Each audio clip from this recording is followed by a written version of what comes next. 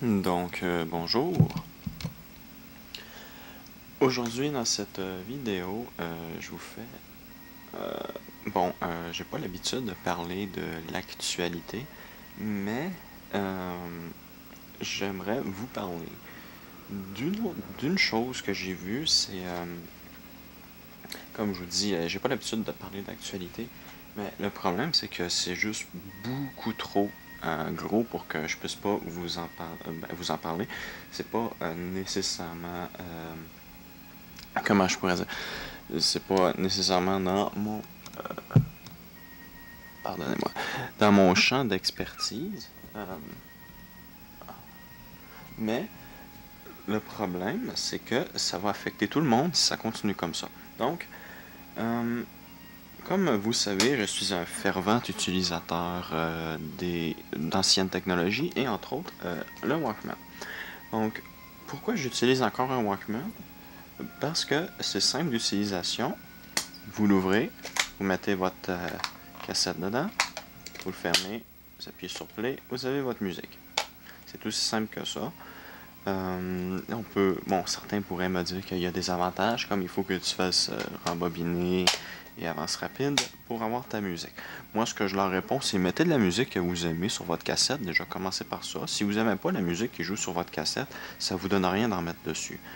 Moi, vu que j'aime toutes les musiques qui sont sur cette cassette-là, moi, je m'en fous que la musique joue en premier ou en deuxième.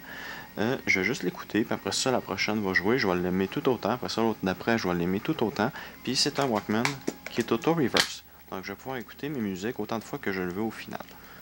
Donc, aussi, je le traîne parce que pour moi, vous me direz que votre lecteur MP3 peut stocker 10 000 chansons, mais j'en ai rien à foutre. Qui a écouté 10 000 chansons dans un voyage de 2 heures? Vous me direz si vous avez réussi. Moi, j'ai pas encore réussi. Donc, pour moi, juste apporter 2 cassettes, celle qui est dans le Walkman et une que vous traînez dans votre poche. 2 cassettes, c'est en masse pour faire à peu près toute la journée, en écoutant de la musique que vous aimez. Ça, c'est pas la partie principale de la vidéo. La partie principale que j'ai, c'est que ça ici, vous pouvez en faire ce que vous voulez. Ça vous appartient. Vous mettez ce que vous voulez, même si c'est illégal, vous pouvez faire ce que vous voulez avec. Parce que personne ne va le savoir, puis personne ne va pouvoir rien faire. Donc, je dis pas qu'il faut pirater les albums. Là. Celui-ci, c'est quelqu'un qui avait fait une copie de son album. Puis dans les années 90, puis je l'ai acheté dans une vente de garage pour 1$. Vous pouvez voir ici, c'est l'album The Light of the Spirit du compositeur Kitaro. Puis franchement, c'est un excellent album. Je vous conseillerais d'aller le chercher.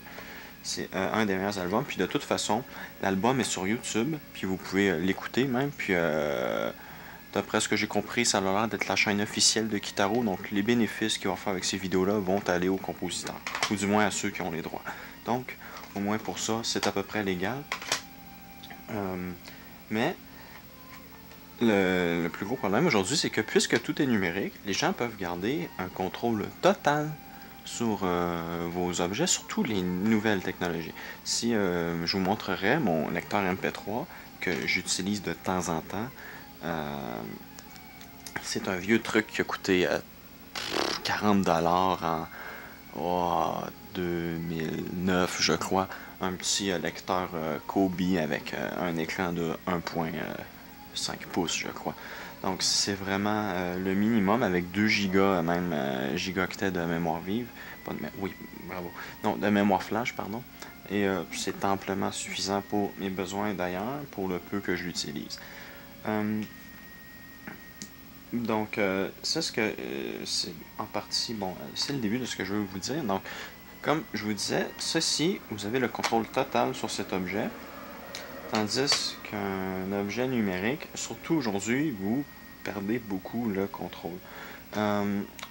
Donc, là, j'en viens au point principal. C'est pour ça que je suis en train de faire cette vidéo. C'est que on vient d'apprendre que Apple supprime les chansons des disques durs des utilisateurs d'iTunes, de un, sans leur demander, et de deux, ils prennent leur musique, ils les envoient dans leur serveur, puis ils les reconvertissent en un format qui a des pertes dedans. Donc ceux qui ont des formats de musique sans perte, sont obligés d'aller chercher leur musique sur le serveur de Apple et ils sont obligés de payer pour le service pour avoir leur musique, même si c'est la leur. Puis en plus, ils l'écoutent avec un taux d'échantillonnage plus bas que ce qu'il y avait à l'origine.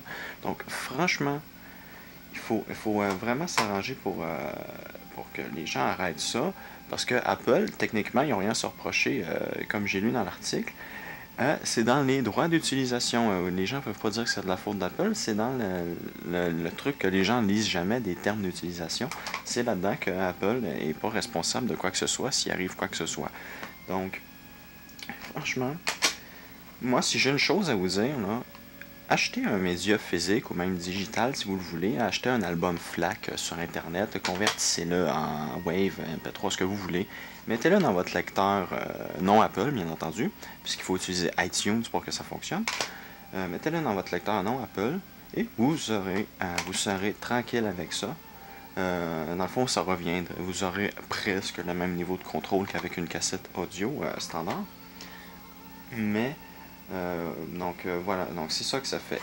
Devenez pas dépendant de Apple ou d'une quelconque compagnie. Assurez-vous pour avoir vos fichiers vous-même, puis que vous en êtes les seules personnes à y avoir le droit d'y accéder et de les gérer comme vous les voulez.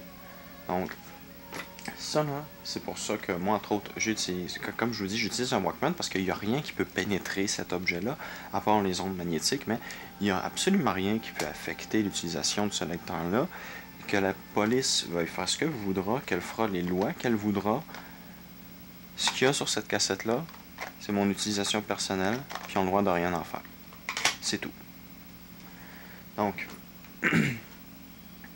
en espérant que...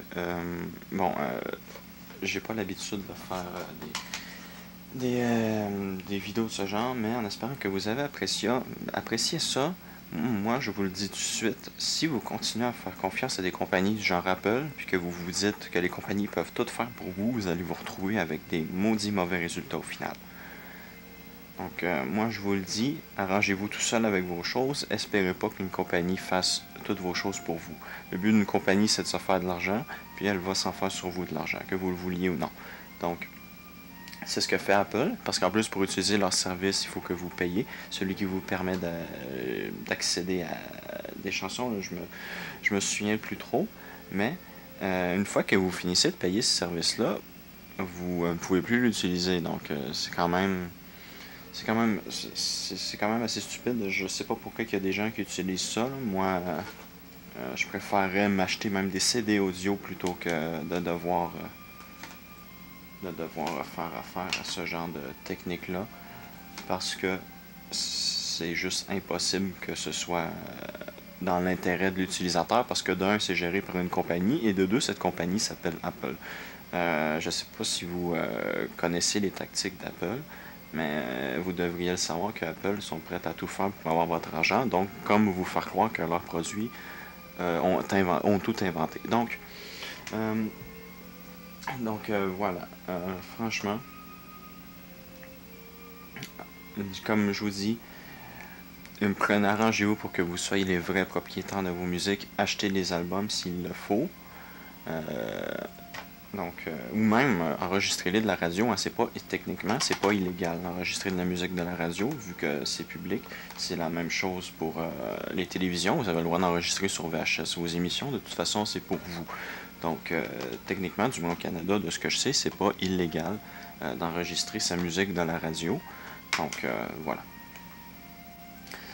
Donc, merci d'avoir écouté cette vidéo complètement en dehors de tout ce que je fais d'habitude. Mais moi, ça m'a vraiment mis en rage parce que comme n'importe quel être humain, j'adore ma musique.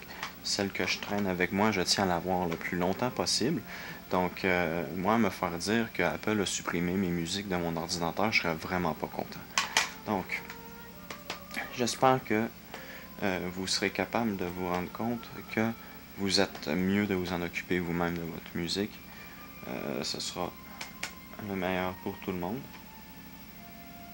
Donc, voilà, comme que je fais, moi je m'en occupe moi-même de ma musique. Même la cassette que vous entendez là, C'est un album que j'ai acheté d'une compagnie qui se débarrassait de ses vieilles cassettes audio. Ça a été fait. Ils s'en est débarrassé, ils l'ont donné à une œuvre de charité. Ensuite, moi, je l'ai acheté par après. Puis, ce qu'il y a sur cette cassette-là, c'est de la musique que personne pratiquement n'a jamais entendu. J'ai mis l'album même sur la cassette sur ma chaîne. La musique qu'il y a là-dedans n'a plus vraiment de vrai copyright en fait. Donc voilà, mais bon, je m'égare. Bon, c'est ça. Donc, si j'aurais fait ça avec Apple, j'aurais perdu le contenu que j'ai numérisé de cette cassette-là. C'est vraiment très, très gentil de la part d'Apple. Donc, merci d'avoir écouté cette vidéo inutile. Je me rends compte que j'ai parlé pour 8 minutes. C'est beaucoup trop pour ce que je voulais dire.